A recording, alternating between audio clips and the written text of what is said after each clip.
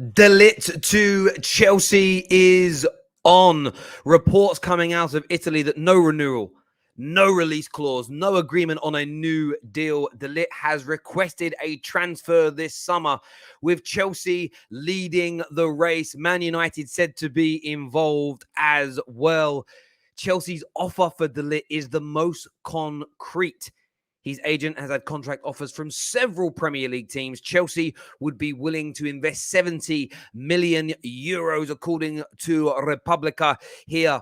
2 or 3 of these big Italian outlets are suggesting that this deal could be done, that Chelsea are now prioritizing De Ligt as a main target this summer. What of Jules Kounde?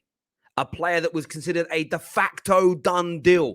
We're going to delve into that and much, much more. Give you an update from, of course, the brilliant, the wonderful Fabrizio Romano as well. But De Ligt to Chelsea, 100% is on, active, and could happen. Smash the like button. Leave us your comments below. Let's go.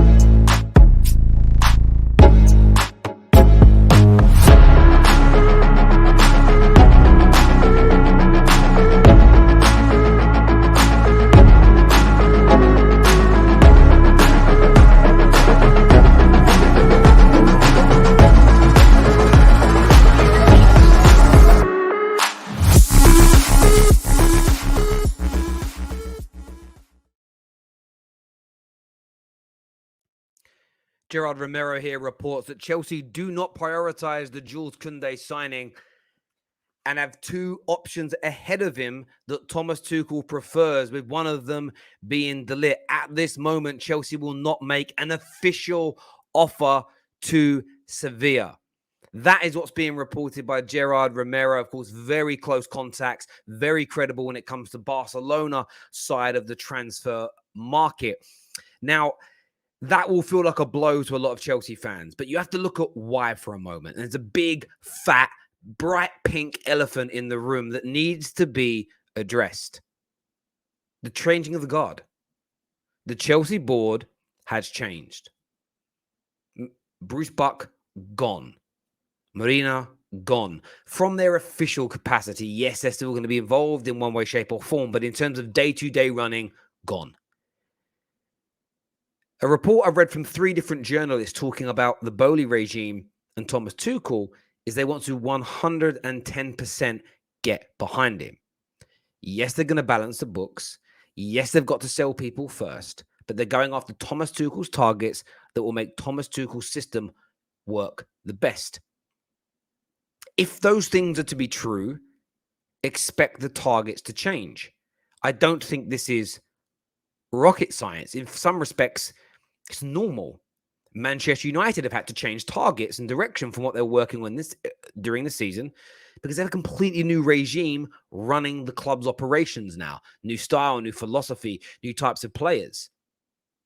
That can be the issue with a rebuild at Man United. Chelsea isn't so much a rebuild, it's redefining. It's actually giving the manager what he wants rather than saying, this is who the club is going to sign.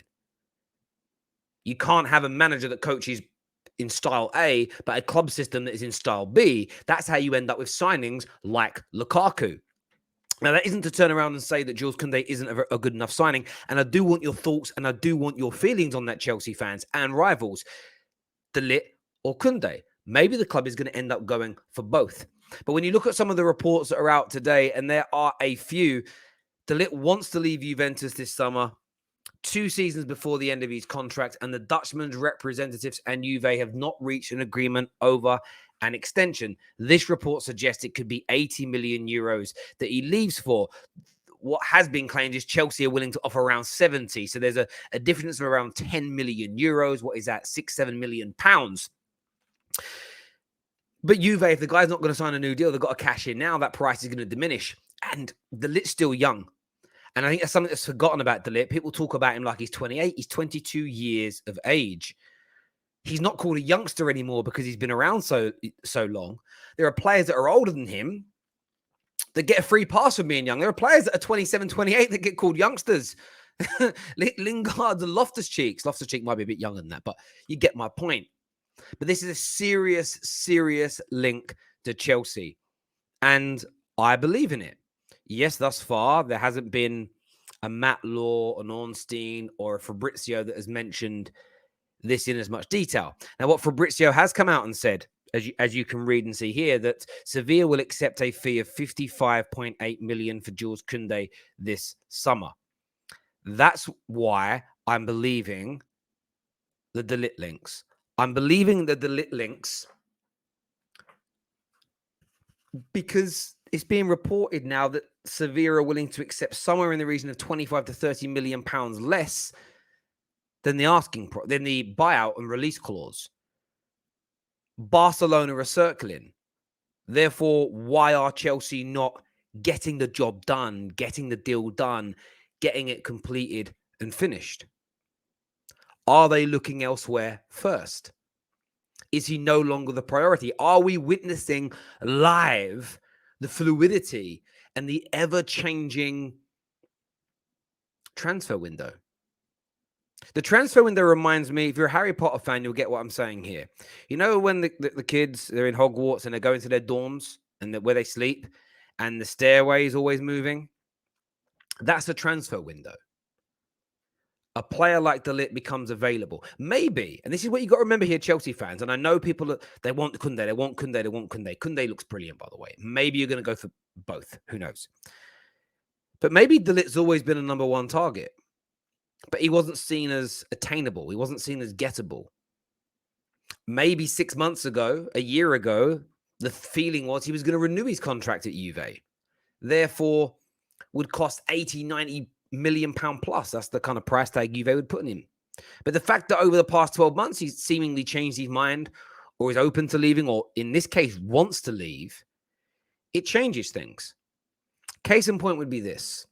Manchester United in the summer of 2021, of course, rated Raphael Varane, but he was not on their list of players to try and buy because throughout the course of the season, he was not deemed as attainable because there was no word that he wanted to leave Real Madrid or Real Madrid would sell him. Everybody thought unachievable. As soon as he put himself in the market and said, I want to leave, Man United realigned their plans. Now, of course, bad system, poor managers, the club falling apart. United never really saw the best of Raphael Varane. Maybe under Erik ten Hag they will. But this could be the same scenario again. This isn't new. This isn't rare. This isn't uncommon. This is very much how the transfer market works. Your number one target may be unattainable, so you kind of remove him off the list. You stick him to the side. You move on to Jules Kounde or a separate player. But then the world changes. Were PSG planning to buy Lionel Messi at the beginning of last summer? No. When the circumstances with Barcelona changed, they got him. Transfers are not always black and white, A to B, binary, linear, easy, simple. In fact, they're very rarely like that. Let's take a look at some of the other claims that are being put out here today. As we kind of allude from this, the standard has a slightly different flavor. It says that Jules Kounde remains the primary target. Sources in Italy claim that Chelsea have made an approach, though, for Matthijs de Ligt. So the British press is reporting on this from a slightly different angle. And the slightly different angle is very much that Jules Kounde remains the number one target. So after everything that I've said, Jules Kounde and De Ligt could both be purchased by Chelsea theoretically. Now that would come in at a combined total of about 100 to 110 million pounds. It's a hell of a lot of money. But what you do get is two of the best young defenders in the world. Now I think De Ligt often gets called overrated. And maybe he was overrated.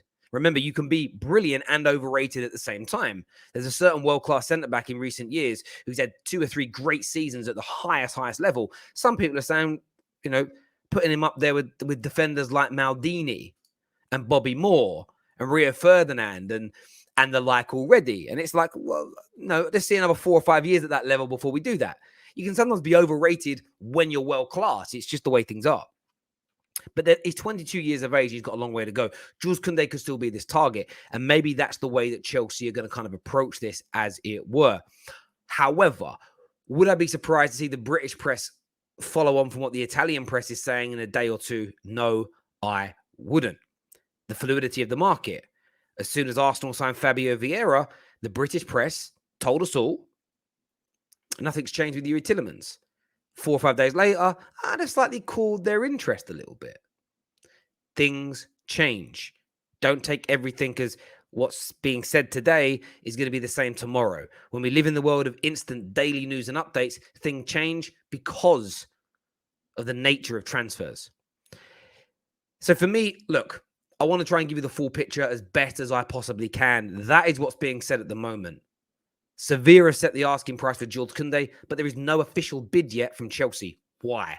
The question is why. There is no logical reason as to why. The ball changing over made sense for things to slow down.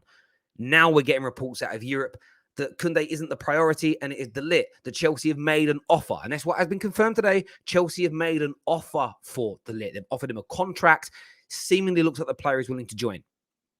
Manchester United are involved in this De Ligt situation, according to the same sources. So to think that this is true and believe in it and then ignore the Man United element would be very, very weird. It appears United are also in for him. And that fits a familiar theme this summer.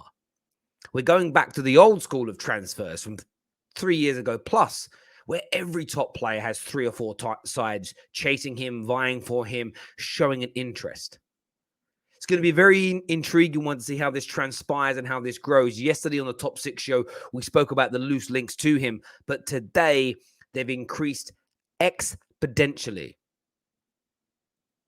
This could be a very exciting one this summer. Chelsea fans, I want your thoughts. I want your feelings below. Subscribe to the Football Terrace. Until next time, take care. Goodbye, my friends. And I'll see you all soon. Bye-bye.